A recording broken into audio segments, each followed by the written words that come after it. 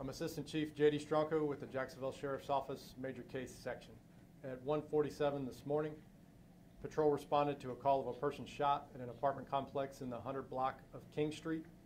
Upon arrival, officers located 3 people with gunshot wounds, an adult, along with a 12-year-old and a 6-year-old child. All 3 victims were transported for medical treatment, and the 6-year-old was pronounced deceased. Both living victims are in non-life-threatening condition at this time and are receiving additional medical treatment. Witnesses at the scene described the suspect as a black male with a light complexion. He was last seen fleeing from the complex on foot. JSO homicide detectives are on scene and will be conducting additional interviews with victims and witnesses as the investigation progresses.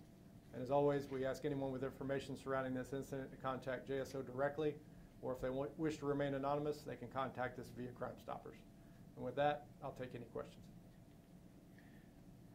Just to make sure I hear this correctly, a 12-year-old and a 6-year-old were shot, but the 6-year-old unfortunately passed away? The 6-year-old is deceased, unfortunately.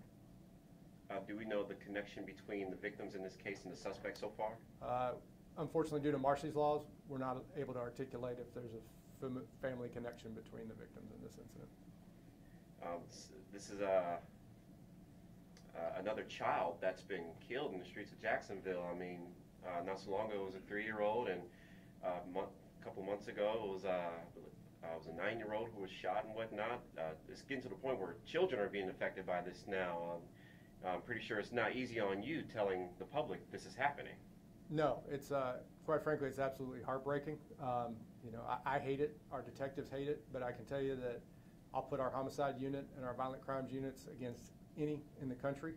We have the best men and women working hard to solve these crimes, and we have a pretty good track record of solving these crimes. So to the extent that we're able to do that, we're going to pour all the resources in. The sheriff gives us the best resources, the best tools to try to identify these individuals who commit these crimes, and we'll do our best to bring them to justice. But absolutely, these are the phone calls that you do not want to get in the middle of the night. All right, thank you, Chief. I just had a quick one. How were you guys alerted to it? Did neighbors just call in? It was a call for service. We got a phone call related to it. Real quick, are witnesses cooperating with law enforcement? To this point. And that's really the key in putting these down. We can have all the best detectives, all the best tools, but at the end of the day, we need the community to come forward and start to identify these people who are committing these crimes against the children in this community. So their cooperation is going to be essential in all of these cases to bring justice. Last one, now I'll leave you alone, but is this gang-related, drug-related, or anything of that nature? No early indications that there is gang involvement, but I will remind you we were extremely early in the investigation, so that potentially could change. Thank you, sir. You said the suspect is an adult, correct? Don't have that firmly identified yet. The only description we got is that he's a light-skinned black male.